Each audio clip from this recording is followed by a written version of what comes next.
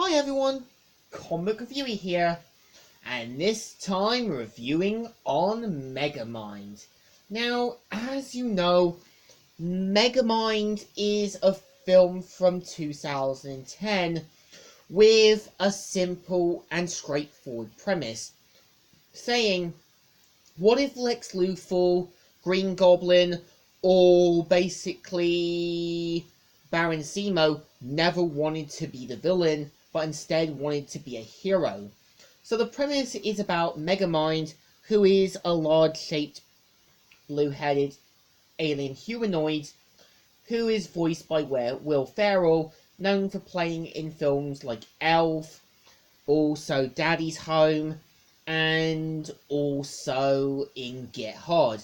So his character is meant to be something similar to Lex Luthor and Brainiac, and he's also accompanied by his henchman Minion, voiced by David Cross. So Minion is kind of the more voice of reason. He basically tries to advise Megamind on basically bigger things, but doesn't really pay attention. So pretty much constantly battling Metro Man, who is meant to be something similar to Superman, and after something that happens to him, leads with Megamind winning and basically taking over Metro City.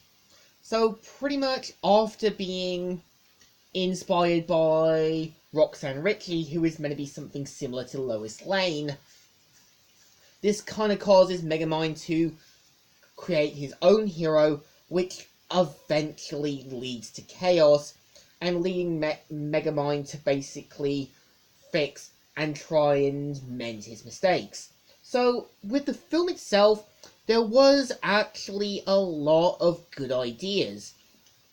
For example, I do like the kind of songs they have in the film, like Bad from Michael Jackson, Welcome to the Jungle, Rails Off a Crazy Train, and these songs are definitely good hidden gems. And I also do admit what I like about the film. It does kind of show Megamind's not really evil, but does what he does to get attention. Now, originally there were plans for moments in the film. For example, Ben Stiller was originally going to voice Megamind before declining, so Will Ferrell took over and Ben Stiller was given a different role. And also what's interesting, there was originally meant to include a villain team called the Doom Syndicate that would have been later used for the Megamind video game. And other interesting things as well about Megamind is that it's the only film in DreamWorks that hasn't had a franchise, which I think was probably for the best. I think there is a way they could probably do a Netflix series, but I think it's best they sort of put it under the rug. I think it left its impact and definitely did it well. And yeah, it does take a lot of inspiration from Superman, much like other films like Brightburn and that have done. And other interesting facts about Megamind is that Brad Pitt, who actually voiced Metro Man, actually did all his recording with a portable mic while walking around the studio, acting all buff and tough. And originally in the film, Roxanne was originally supposed to get her powers, which I think was probably for the best that she didn't had it. So I do feel they could have had a fourth character with Roxanne and Megamind, like being someone who works at the new studio where basically Roxanne is, to basically be the kind of intel guy or the computer nerd, which I think would be an interesting concept that could have been used.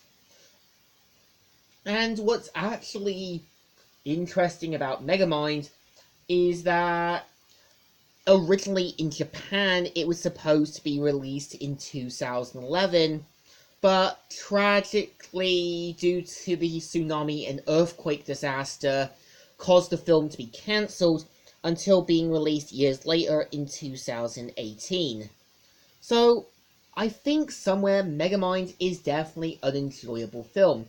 It's basically a premise about deciding what you want to do, finding your own destiny, your own calling, and own spark.